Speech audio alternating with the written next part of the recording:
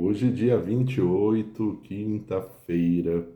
Você já leu Provérbios, capítulo 28? Provérbios 28 aborda diversos temas. O versículo que eu escolhi é o versículo 13, mas Provérbios 28 fala sobre justiça, liderança, honestidade, integridade.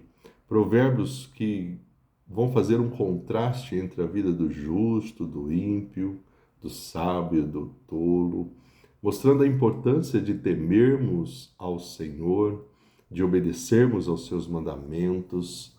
E Provérbios, como você já sabe, tem sido um livro de desafios, de chamar a nossa atenção a olhar a palavra e viver a palavra. Olha o versículo 13, vamos ler juntos. Quem oculta os seus pecados não prospera. Quem confessa e os abandona recebe misericórdia. Vamos numa outra versão. Quem tenta esconder os seus pecados não terá sucesso na vida, mas Deus tem misericórdia de quem confessa os seus pecados e os abandona. Interessante que talvez você nunca ouviu falar que para ter sucesso na vida, você precisa confessar os seus pecados, ter uma vida de transparência diante de Deus. Não tentar ser diante de Deus quem você não é, até porque não tem como esconder de Deus quem nós somos. Nós conseguimos fazer isso com pessoas. Das pessoas, talvez a gente consiga esconder algumas realidades da nossa vida que precisam ser mudadas, moldadas, mas de Deus não.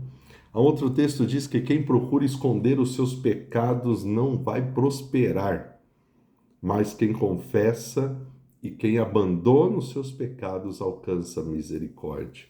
Mais um ensinamento interessante. Talvez você nunca viu falando por aí que para ter prosperidade você precisa ter uma vida de confissão, de abandono de pecados.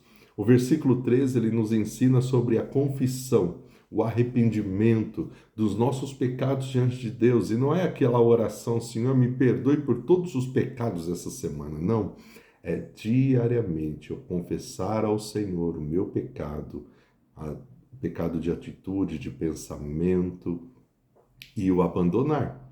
Quando tentamos esconder os nossos pecados, eles nos dominam. Eles nos impedem de experimentar aquilo que Deus tem para nos dar, que é uma vida e uma vida em abundância, uma vida plena. E como a gente coloca esse versículo na prática?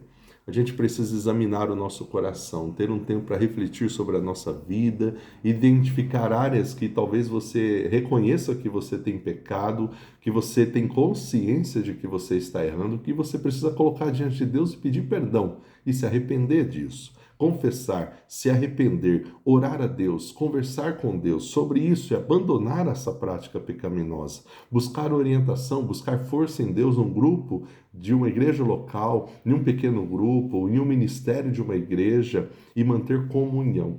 Sozinhos nós não conseguimos.